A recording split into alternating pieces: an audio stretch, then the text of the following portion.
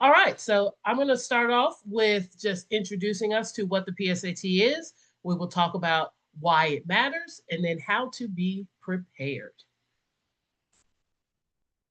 Okay.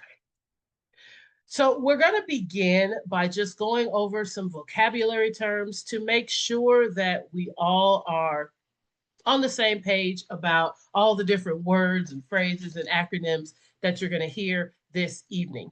So you'll hear us refer to our students being college, career, and military ready. Sometimes we will use the acronym CCMR, and that just means that we have the goal of our students possessing the skills that they're going to need to be successful either as they enter college, as they go into a career, or if they want to enlist in the military.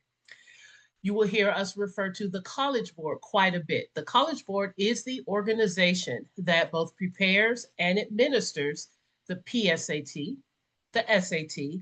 They also administer all of the AP or Advanced Placement Examinations. So they are a large multinational nonprofit organization that oversees those three big college preparation tests, the PSAT, the SAT, and then the AP exams also. We're going to talk about different levels of that PSAT or preliminary SAT. The PSAT 9 is what our ninth graders are taking. So if you have a student who is new in high school, they're going to be taking the PSAT 9 in October.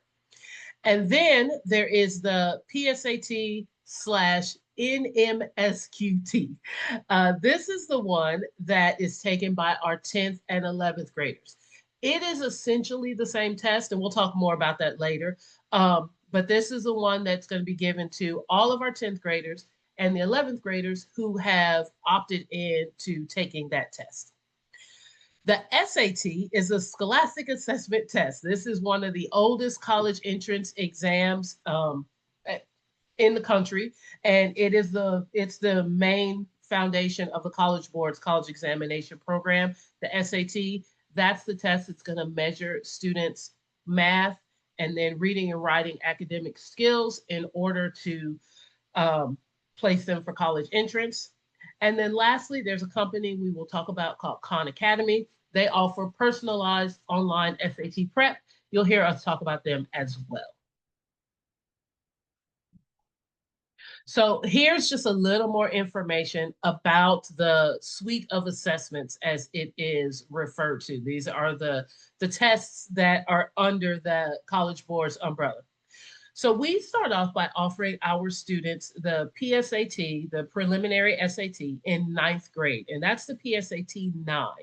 This is going to measure the students' readiness benchmarks for the SAT. Now, this test is not the exact same as the SAT. So as you go up, the level of depth, the level of challenge will go up. So the PSAT is designed for a ninth grader, and the score is kind of scaled based on the fact that they are still in ninth grade.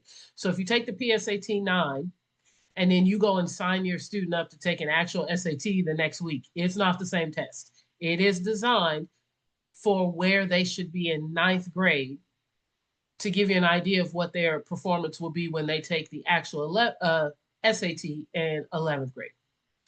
So the next test is then the PSAT NMSQT. This is the one that is given to both 10th and 11th graders. So if you've got that 10th grader and they're taking the PSAT in October, or if you have an 11th grader taking it, they are actually taking what's essentially the same test. So the level is stepped up a little bit. This is going to measure the students' readiness for that SAT. It's going to be closer to being just like the SAT, but not quite. We still have one more step to go, but it's going to be a little closer.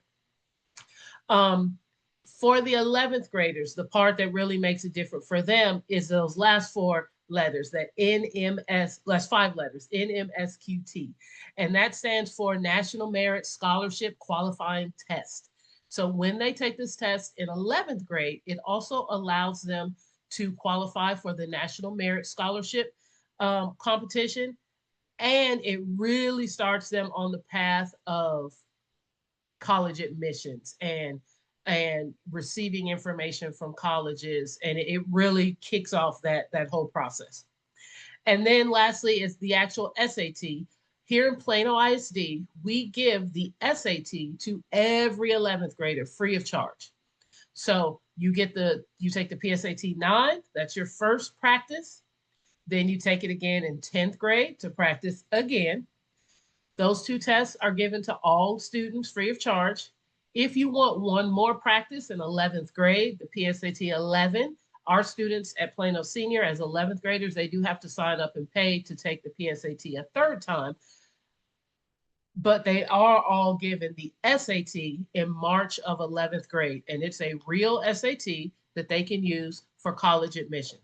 Our goal is to ease them into this process. So by the time they sit down to take the real SAT in March of 11th grade, they've already had the opportunity to practice 3 times before they get to it.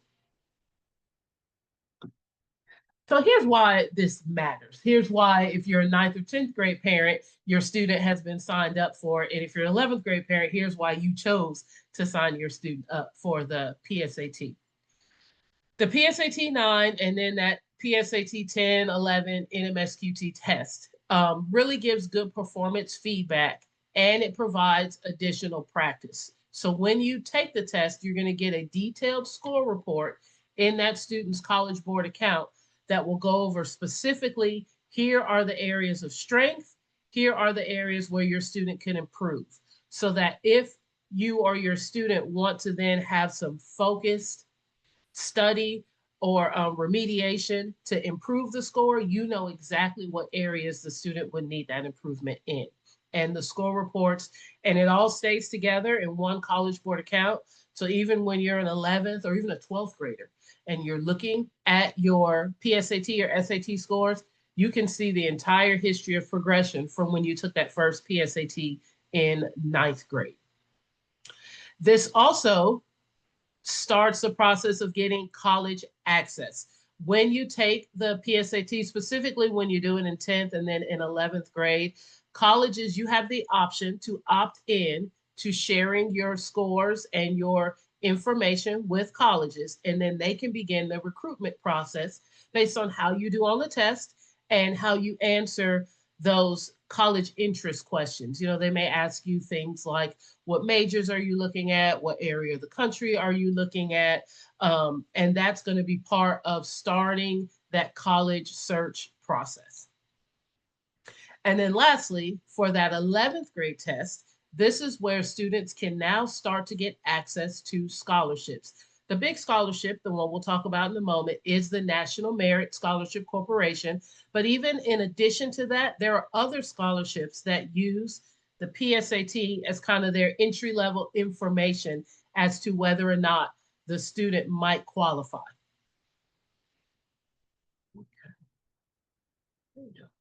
So, and we talked about this a little bit, but just to remind you, here's the progression of what the suite of assessment looks like. We start off with that PSAT 9 in 9th grade. It is designed for a 9th grader, so the questions aren't the same that you're going to see on that last one when you're in 11th grade, but it really does give a good idea or a good benchmark of what that's going to look like. Then in 10th grade, you're taking the next level of the PSAT.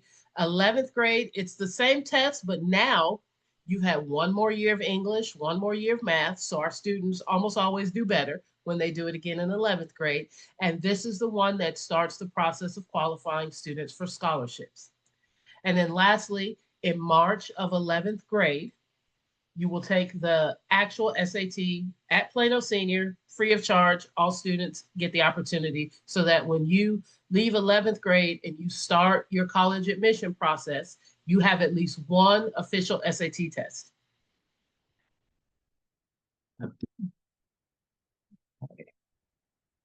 Now, we talked a little bit as well about the difference between the two, but I just want to reiterate some of those things. The PSAT 9 is an introductory test to prepare students, whereas that PSAT 10 and 11th grade test is the one that really is at the level that will give you a good idea as to how they would do on the actual SAT when they take that in 11th grade.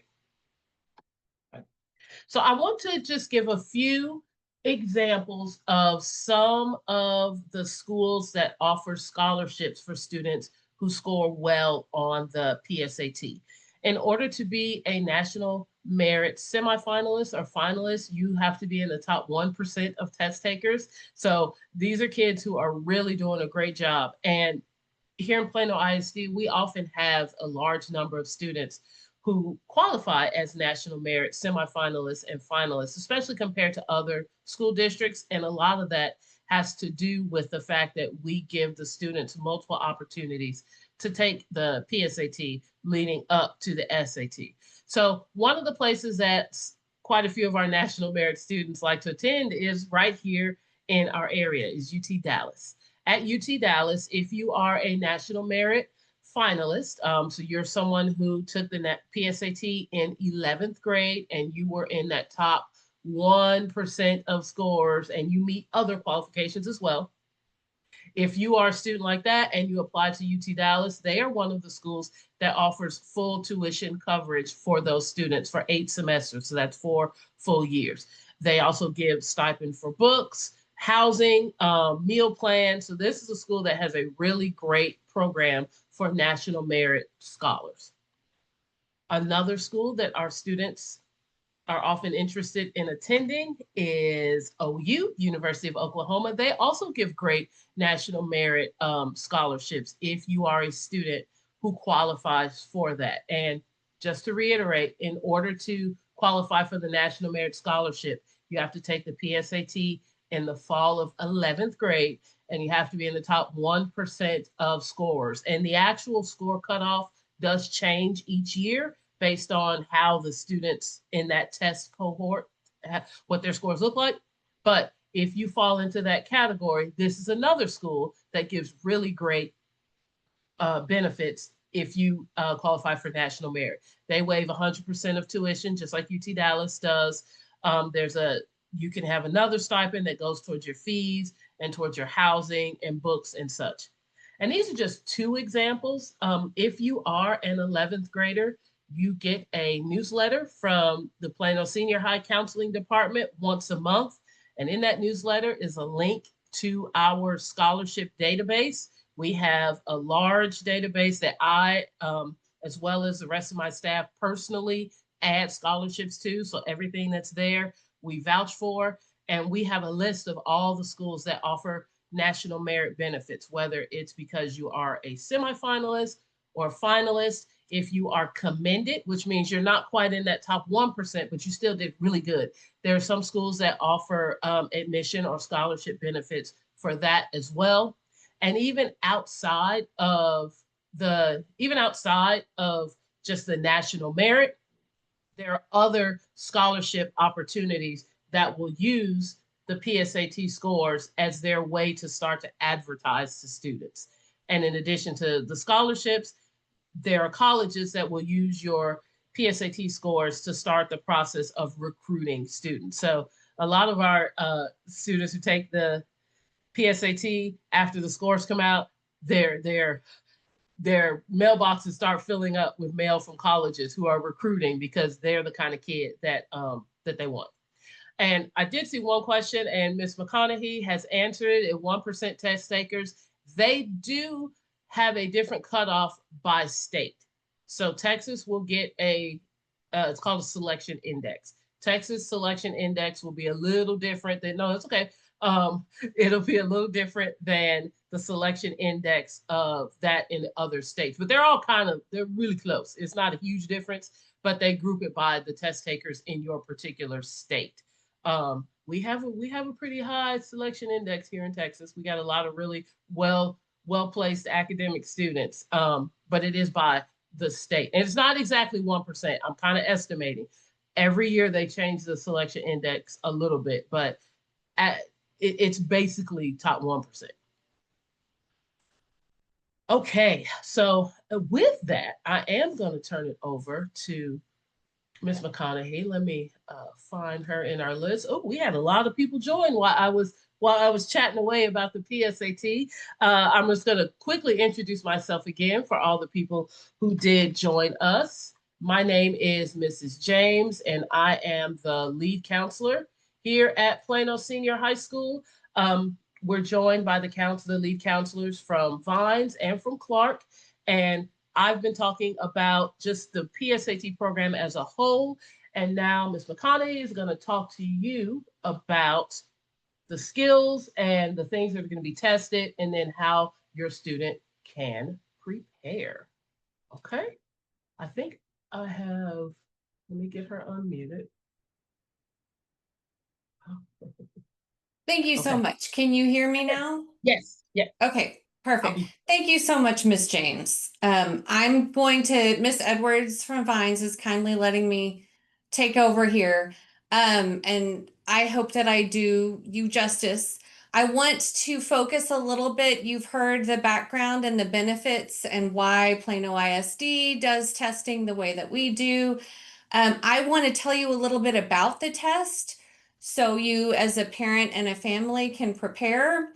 PSAT, especially starting it in the ninth grade, allows you and your students to really focus on the skills that they have, but also the gaps. Um, it's a similar format. It just grows from year to year. And so not only do they give you information, when they take it in ninth grade, there will be a score report like you've never seen. It's so different from what they typically get from taking a test. They will go over that test in depth and the areas of weakness, and if there's similar areas. I know a lot of families take this to tutors sometimes, or even just the teachers at school and go, look, it looks like geometry is my weakness in this area. This is something I need to look at. Do you have any suggestions? Khan Academy is also great for that. And so when you take these tests, you get the opportunity to look over the results and really work with your student, especially if this doing well on this test is a goal. Um, you can continue on with that and use these score reports and these skills that they kind of share with you. Miss James, can you click to the next for me? Thank you. The structure of the PSAT. The timing of SAT and PSAT is actually getting shorter and shorter. It really is, they don't have the long essay part any longer. The PSAT 9 is structured in the same way as the PSAT in MSQT. It's the same test format. Essentially, this test will take 2 hours and 14 minutes. There is a break in between, about a 10-minute break for your student to have a snack. The test is divided into 2 sections. There's a reading and writing, then the break, and then the math section. Students are going to have about 64 minutes for the reading and writing, and that's to answer 54 questions. So you know your students' strengths and weaknesses. Sometimes this is great for them. Typically, they'll be reading a passage and then answering 6 to 10 questions on that passage. And then for the math, it's 70 minutes to answer 44 math questions. There is a built-in calculator. And so this information, they have access to a lot of things on this test. And it's structured really, you do 1 section English break and 1 section in math, and the test is essentially over. For your students who do have extended time, it is time and a half. So just consider this, add half of that time to it. They usually get extra breaks in there as well. All right, Miss James, will you click for me again? I did hint at this before, but the PSAT is digital, as are the AP and the SAT tests at this time. There is a special browser. All of the students in Plano ISD have this Blue Book browser in their Chromebook. If they're doing anything outside of school, they can download it. You could download it on your computer, the Blue Book application. They use this. They can sign in. And then we are actually working with students, and I think Vines is probably, and I'm assuming Plano Senior High, to get them prepared for this PSAT. They do have to have a login. There is some information we've been sharing with them. They have to have a personal login. So that's an email address and they have to have a password. This should be the same login from ninth through 12th grade. If you help your student to create something in ninth grade, please make sure that they know how to log in again in years beyond that. College Board doesn't want the same student to have 5 different logins because they kept forgetting and they just started a new profile because they couldn't be patient. We really need to have these students, and Miss James could even speak to this. We need to have them have one username and password because when it comes time to graduate and they're asking for SAT or PSAT or AP scores, we need to have them be on the same username and password. Your student needs to have just one. You create that for College Board, and that's the one that they can use in Blue Book, unless the PSAT test sometimes will have a special login for them on that day. We are having students, especially at the 9-10 level, log into these tests or to the Blue Book app ahead of time to make sure it's downloaded. They can look at their accommodations if they've been approved for those through College Board, and they can also do a practice for that in their classes. So I know And that I there's will some, just chime in and say that yes, Plano Senior High has done the same thing. So okay. parents may say, well, how do we log in the Blue Book, or how do your student knows how to do it? It's on their Chromebook. We've done it through our US history classes. If they haven't done it already, it's going to happen. The students will practice that information at school. Either it's happened already or it's coming. But it's part of the Chromebooks that they already have for school, how to log into their College Board account. Thank you. Thank you. And I'm sorry if I created any panic or concern about this, but No, we are not at all. all, Not at all. yes, Vines is we're all answering in the practicing. chat that Vines will be doing theirs on September 22nd. I think Plano Senior did theirs yesterday and today, and you're saying Clark did theirs already as well? We've talked a bit. They're actually going Okay. to do the login next week as well Okay, with Clark is Vines. doing it next week. So Yeah. if you have not done it, Plano Senior did it this week. Clark and Vines are doing it next week. How about Academy? I don't know the answer to that, but that's okay. I'm certain that your counselor at the Academy will have that coming. Okay, I'll be quiet. I appreciate it. You can click on the next slide there. But they're definitely going to get the practice. It's very thorough practice. And even I was told today that some classes, depending, sometimes like Avid will actually make time for them to practice. So there are plenty of opportunities and they can do it at home, even with some timed practice testing. In this testing, just so you understand and your student understands how it's set up, there are 2 modules, reading and writing and math. Within like the reading, you get module 1, how you perform on that. It's a mix of easy, medium, and hard questions will determine what module 2 looks like. So if your student is struggling with the hard questions, but does very well on the easy, medium, module 2 will not give them the hardest questions. It's sort of, as everything is, it's very adaptive to them and how they perform in module 1. How this comes into play down the road is when your students are looking to maximize their score, they want to do well on easy, medium, and hard questions to be given the harder questions in module 2 and to do well. So how they do on module 1 determines how module 2 goes. The more in-depth and better they do on module 1, and then module 2 gets them the higher score ultimately. So that's sort of how it's done, but hopefully they don't feel too overwhelmed in the process. All right. For the reading and writing, it is a blend of 4 different types of structures. There's information and ideas where you comprehend, analyze, and reason. Like you're interpreting the writing. What does this mean when you read this passage? Crafting and structure is more trying to understand and evaluate some of the texts. Expression of ideas, that's revising skills. And then editing skills are at the end there. And so they are doing revising, editing, and comprehension essentially. A lot of reading passages or sentences. Vocabulary is very important. And like Miss James pointed out, this is where they get a preview of it. They get to practice it in ninth grade and see what these kind of things look like. But between ninth and 11th grade, they're taking 2 more years of English. They're getting more vocabulary in every course that they take.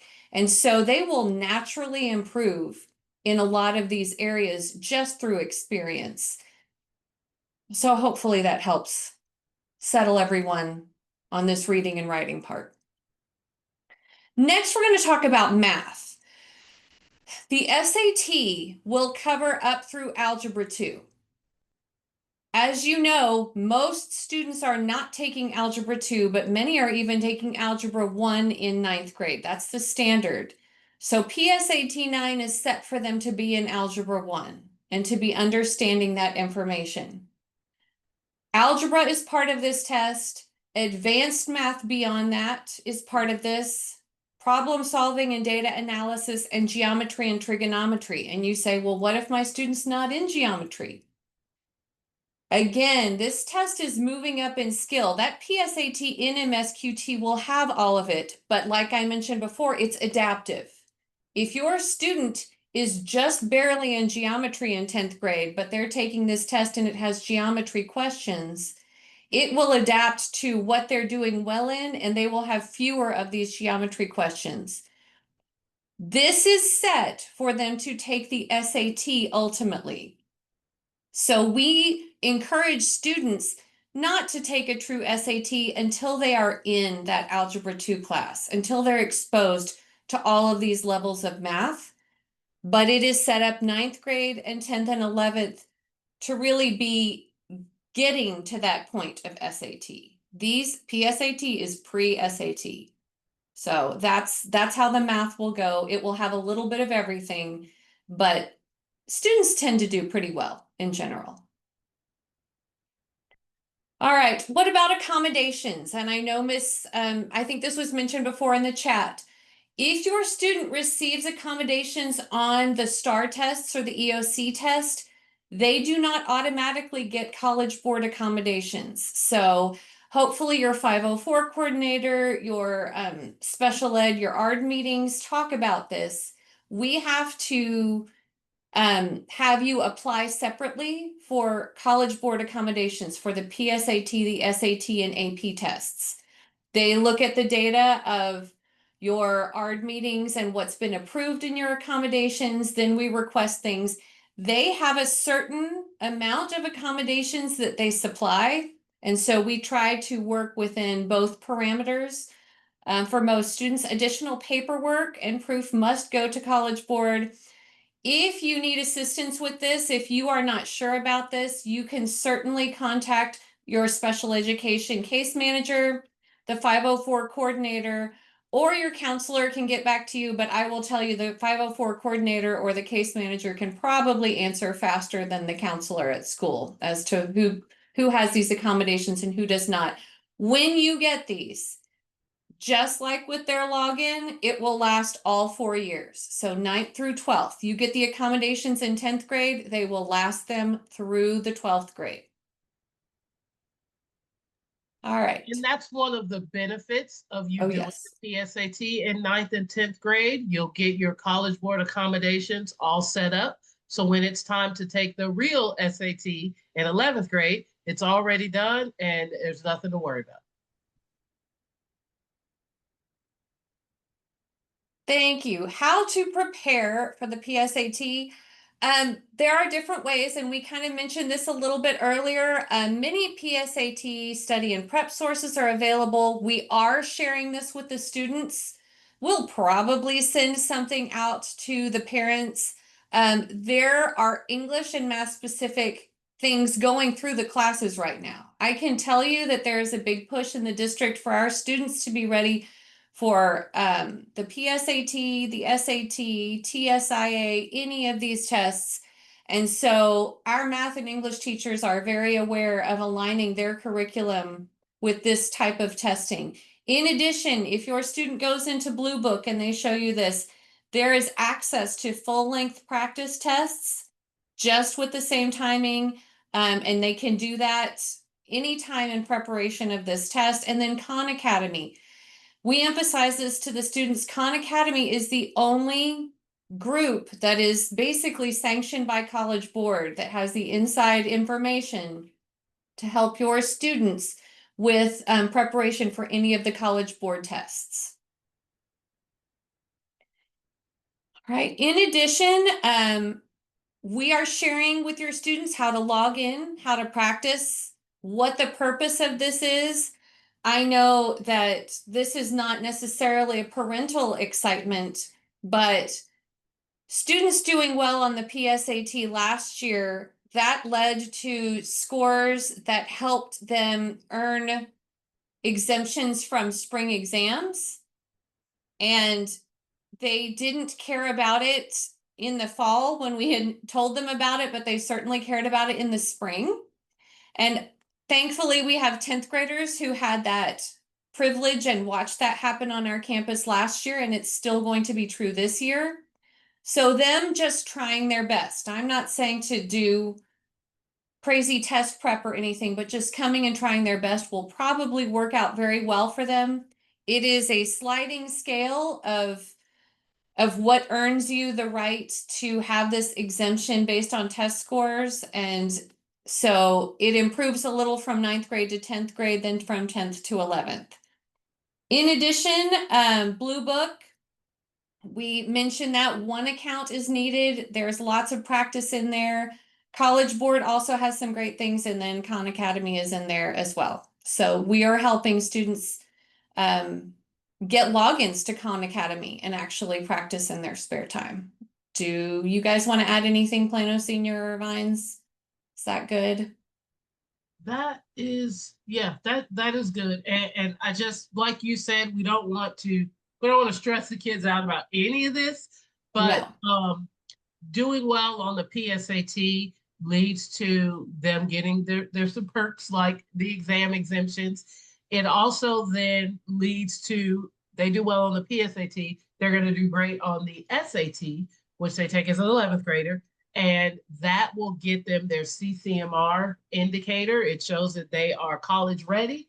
And once they have that, they can qualify for having a senior release, more exam exemptions. They can get a special cord to wear at graduation. So we really want to emphasize that this is important. So we give them some benefits so that they understand that as well. And as parents, just by virtue of you taking the time to come listen to us talk about it, means you know it's important too, and you're going to do what you can to help them be ready. Okay. So this is actually the end Okay. of the presentation at this point. This is all the information that we had to share with you tonight. We intend to keep this recording and we'll have that available. So if you want the recording or if you just want a copy of the slideshow, just let your student's counselor know this and we'll try and get you that early next week. Mm-hmm. If you have additional questions, please, we will stay here on the chat. We very much appreciate you taking the time to listen to this and to help your students with this. Please know that we are emphasizing this in school quite a bit. They know where to go and what to do, and their successes are our successes. We celebrate them tremendously. So please, oh, and the date of the actual PSAT exam, that will be October 1st in the morning across the district, every school. Yeah, So, all campus. yes, it'll be great. Is Well, there anything else you want to add, Miss James? if you have gotten what you need from us, you're welcome to log off. If you would like to stay and ask some questions, we have a lot of people asking about those accommodations. And I want to reiterate, reach out to your 504 coordinator at either Vines, Clark, or Plano Senior. They are the person that's going to know exactly what accommodations your student qualifies for and how to make that happen. For those that I promise they are your 504 coordinator is the one who's going to make sure that your student can get what they need. And since those questions are so student specific, we have to you're going to have to ask them particularly about your student at Vines or Plano Senior or the Academy or Clark. The 504 coordinator is the one who's going to be able to tell you if you may even have accommodations already. They're going to know that. Okay. What about WCA college readiness testing? Are you referring to the TSI that they do for the Wildcat Collegiate Academy? Yes. Okay. So that's different from the PSAT, although a lot of the skills are the same. You needing to be TSI met is going to come from taking that actual TSI examination. And reach out to your Wildcat Collegiate Academy coordinator if you still need to meet TSI requirements. That's a very specific thing that you're going to need. Let's see. She put in the answer to the math question.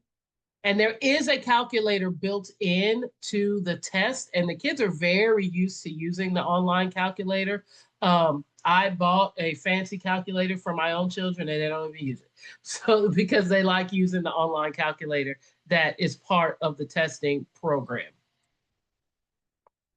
Let's see. You should be able to see your ninth grade PSAT score in the student's College Board account if your student is in 10th or 11th grade and is taking it already. TSIA practice. I feel like there is TSIA practice. I don't know that answer right off the top of my head. I know there's some out there. I'm not 100% sure where to send you.